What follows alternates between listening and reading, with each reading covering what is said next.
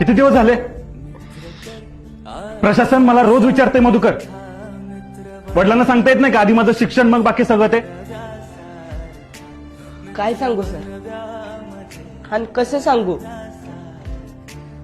गेल्या वर्षी बहिणीचं लगीन झालं, 2 लाख रुपये होंडा घेतला आणि 1.5 तोळ सोनं. तवा काढलेलं कर्ज भेटलं नाही तर त्याने केस टाकली वावराच्या वाटण्याची.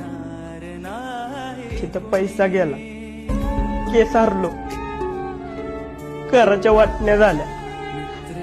आता तर कुणाच्या घरात राहतोय सर.